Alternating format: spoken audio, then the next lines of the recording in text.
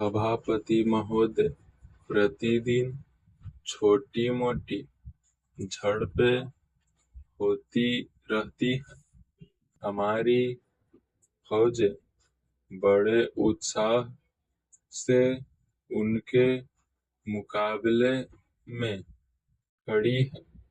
उनके हौसले बहुत ऊंचे हैं, लेकिन हमारी सरकार का भी यह कर्तव्य है कि उनके हौसले को कभी गिरने न दे। उन्हें हर तरह की सुविधा प्रदान की जाए, जिससे उनका आत्मविश्वास बढ़े। मैं मंत्री महोदय से अनुरोध करूंगा कि सरकार अपनी नीतियों के प्रचार का काम ठीक प्रकार से अपनी फौजों से करे। उनको अच्छे अच्छे हथियार दे।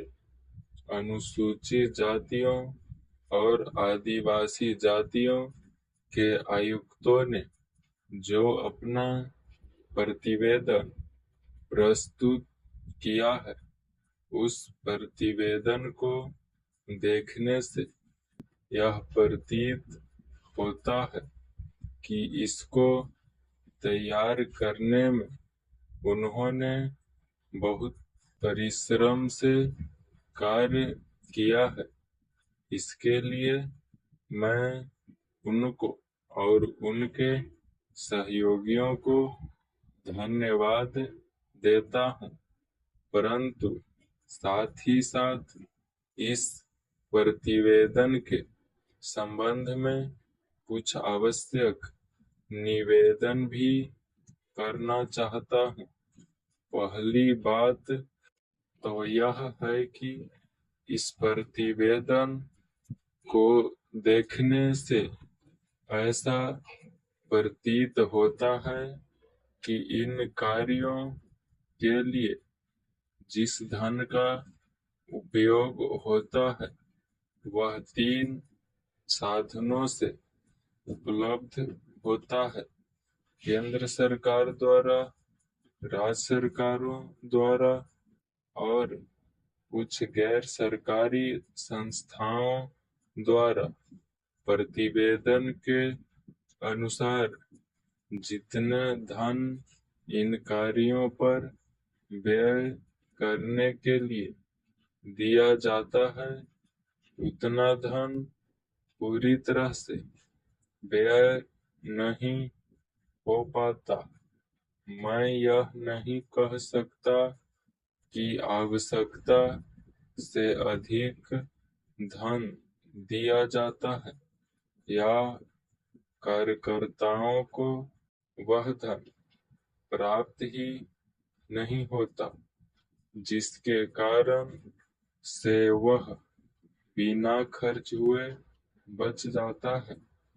मैं तो यह चाहता हूँ कि जितना धन दिया जाता है उसका पूरा उपयोग हो और आयुक्त को यह न कहना पड़े कि इस कार्य के लिए जितने धन की आवश्यकता थी उतना धन नहीं मिल पाया और विवश होकर हमको उस कार्य को बीच में ही रोकना पड़ा। जहाँ तक राज्य सरकारों का संबंध है, बहुत सी राज्य सरकारें अभी तक इस कार्य में असावधानी से काम ले रही है और इस कार्य को उपेक्षा की दृष्टि से देखती है। आयुक्त ने इस बात की शिकायत की है कि बहुत सी राज्य सरकारों ने अनेक पत्र भेजने के बाद भी अभी तक अपनी रिपोर्ट नहीं भेजी है। मैं चाहता हूं कि सरकार इस तरफ निष्ठापूर्वक ध्यान दे। राज्य सरकारों पर दबाव डाला जाए कि वे इस दायित्व के प्रति सचेत हों और आयुक्त को उनके कार्य में पूरा सहयोग प्रदान करें।